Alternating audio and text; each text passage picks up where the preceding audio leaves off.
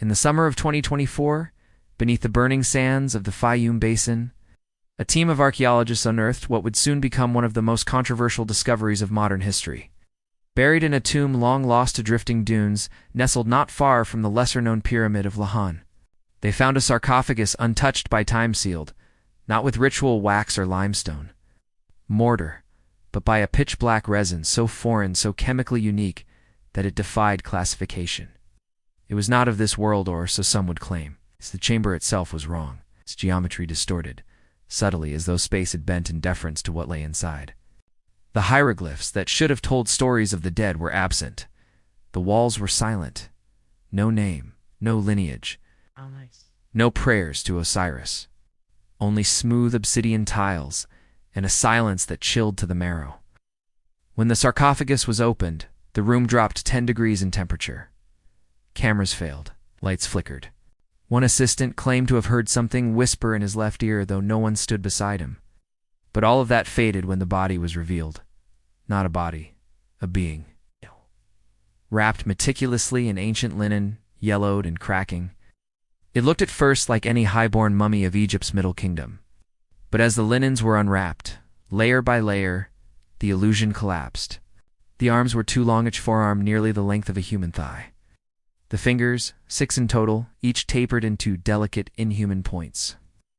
Its skull was enormous, elongated, far beyond any cradle boarding practice known to anthropologists. With eye sockets wide and slanted, and a jaw too narrow to belong to Homo sapiens, there were no inscriptions, no funerary amulets, no scarab sealed in its chest, and beneath its wrappings, smeared across the ribcage, was the resin, again black as a moonless sea, and warm to the touch. At the center of the excavation was Dr. Elias Karam, a man who had spent 30 years walking the corridors of Egypt's dead.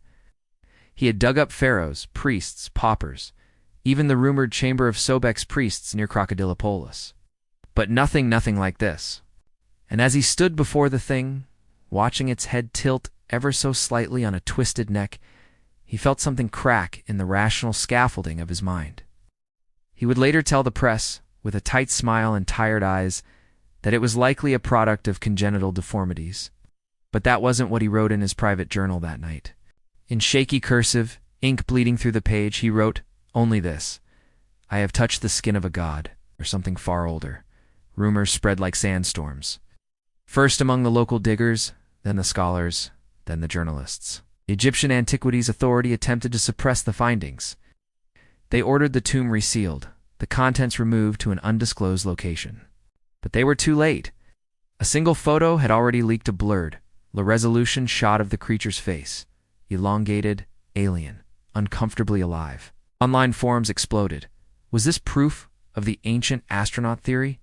Had the builders of the pyramids received help not from slaves, but from the stars? The idea, long ridiculed, now found itself whispered in universities and museums, not as fact, but as the kind of question that keeps you awake at 2 a.m., staring at the ceiling. And beneath it all, one name began to resurface. Not from modern scholars, but from half-burned scrolls and the dying breath of forgotten heresies. Akh-en-Tar. The name Akh-en-Tar had not graced official records for over 3 millennia. It was considered a fabrication, a whisper from the shadowed corners of ancient heresy. Egyptologists dismissed it as myth, a trick of oral folklore, spawned from the fevered minds of desert wanderers and necromancers. But to those who studied what was forbidden, those who traded in apocryphal papyri and rubbed ashes from fire-blackened tombs, the name carried weight, heavy and cursed. Dr. Elias Karam had heard the name before, once years ago in a damp vault beneath the library of Alexandria's modern ruins, whispered by a mad priest whose tongue was partially removed by his own hand. He had murmured of a king who was not born, but landed. Pharaoh whose throne was neither of Upper nor Lower Egypt, but of sky metal and bloodlight. At the time, Elias laughed, did not laugh now.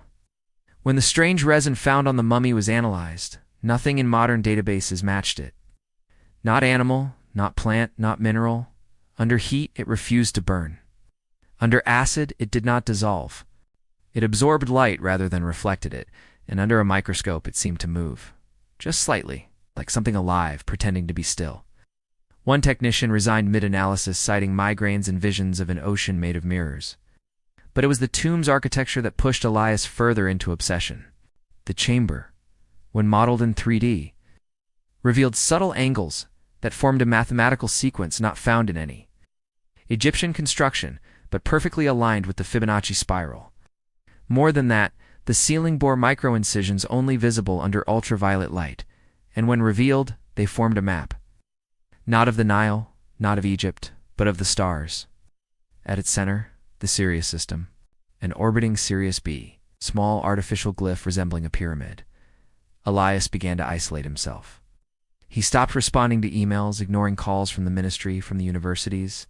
His apartment grew dark, windows taped, mirrors covered. He claimed the creature's remains whispered at night, not with sound, but impulses. Thoughts not his own began to bloom inside him. He saw visions, not dreams, downloads. He saw great stone monoliths rising not by human hand, but by vibration. He saw a race, tall and silent, moving with unbearable grace, neither eating nor breathing. They communicated not with language, but with light and geometry. They did not worship gods. They were gods. And then he saw something darker. A rebellion, a binding, betrayal. Akh-en-Tar had broken the law of his kind. He descended, it is said, to walk among men, to rule, but to teach. He showed them how to read the stars, how to build with frequency, how to preserve the soul beyond death. But others came after him, silent judges of the cosmic order.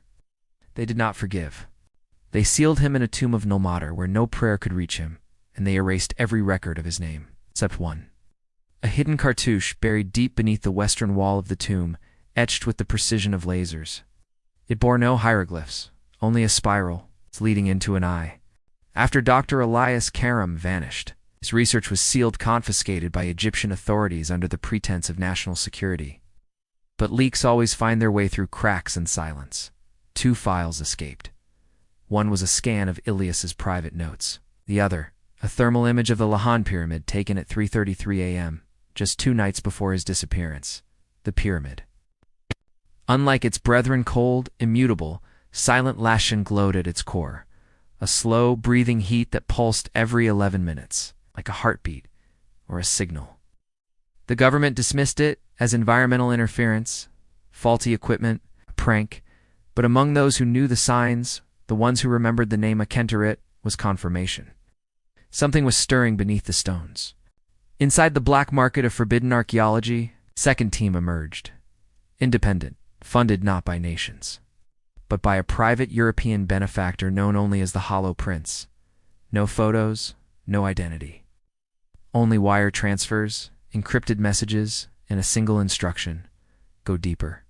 They were led by Helena Weiss, once a rising star at Heidelberg, now disgraced for her paper linking Sumerian ziggurats to planetary alignments. Brilliant, obsessed, damaged. Helena believed Elias had uncovered not a corpse, but a prison, and worse one designed to fail. The team returned to Lahun under cover of night. They bribed guards. They entered through the forgotten servant's shaft. What they found inside had changed. The inner passageways, once choked with debris and time, were clear, as if swept. The air was thick, not with dust, but with moisture, warm, heavy. Breathing, they followed the spiral chamber downward, past known maps, into spaces that shouldn't exist. Rooms that bent geometry, where compasses spun and words echoed before being spoken. And then they found the wall.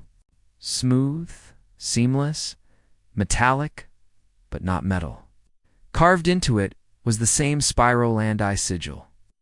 Helena touched it, whispering Elias's name. The wall opened. No sound, no tremor. It simply peeled back. What lay beyond was not Egyptian. It was not human. The room pulsed with amber light from no visible source. Walls that shimmered like mercury. In the center, a coffin-knot stone, but glass-like, floating a few feet above the ground. Inside, him, Akh-en-Tar, not decayed, not mummified, preserved, skin smooth, pale gold, stretched over impossible bones. His chest slowly rising and falling, as if in sleep. His eyes closed, but flickering beneath translucent lids. He had not died. He had been put away. Helena fell to her knees. She wept not in fear, but awe. Before her was the bridge between myth and machine, and as she approached, the walls responded. Patterns of light flowed like rivers, glyphs formed mid-air, not words but frequencies, emotions. She felt them in her skull, in her blood. He was waking, but something else moved too. In the walls, in the air. A whispering pressure. A presence ancient and watchful. The Guardians. One team member began to scream. His eyes bled. He spoke in reverse syllables. Another simply vanished, his body, folding inward like paper. Lena reached for the sarcophagus, desperate, driven by questions older than pyramids. Why was he sealed? Who sealed him? And if he woke, what would he remember? There is a silence in the world that does not come from absence of sound, but from the pause before a scream. That night, under the still stars of Fayum, the desert held its breath. Deep beneath the surface, in a tomb that had no name, something ancient shifted. Helena Weiss did not die, but she would later say she wished she had. After the sarcophagus cracked, the walls began to bleed light, soft. Golden veins that pulsed like arteries beneath a metal skin. The chamber was no longer a room. It was a womb, and it had begun to labor. Akh-en-Tar opened his eyes. No, not like a man waking from slumber, but like a machine powering on. His pupils dilated in geometric spirals, scanning wavelengths invisible to human sight. He did not move. He did not need to. The room moved for him. The air thickened. Gravity bent. One member of the team levitated, limbs snapping backward like a marionette in fire. Helena saw everything, not with eyes, but with soul. Visions flooded her like poison. Of ancient wars among stars, where species with names unpronounceable died screaming in the vacuum of space. Of planets consumed by machines that fed on time. Of Earth not chosen, but spared. A backwater world, insignificant but useful. Akh-en-Tar had been one of them once. A being of law. A pattern of cosmic judgment. Akh-en-Tar. But he broke that law for something no machine should feel. Mercy. He gave knowledge to apes who scraped rocks in the mud. He taught them vibration, alignment, permanence.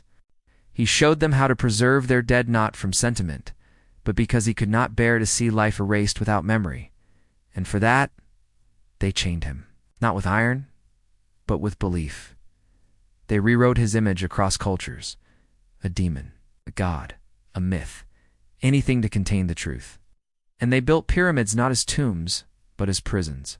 Triangular keys in a planetary grid, holding something not evil, but unwelcome. Now, the lock had cracked. Helena fell to her knees, bleeding from nose and ears, and whispered, "What are you?" Akh-en-Tar turned to her, and for the first time, spoke not with voice, but with truth. "I am not a visitor. I am what you could become." And with that, he began to decay.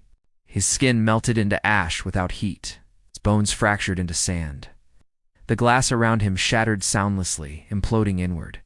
Helena screamed, but it wasn't pain, it was mourning. She understood now. He had not been awakening. He had been waiting. For someone to understand, for someone to listen. And she had come too late.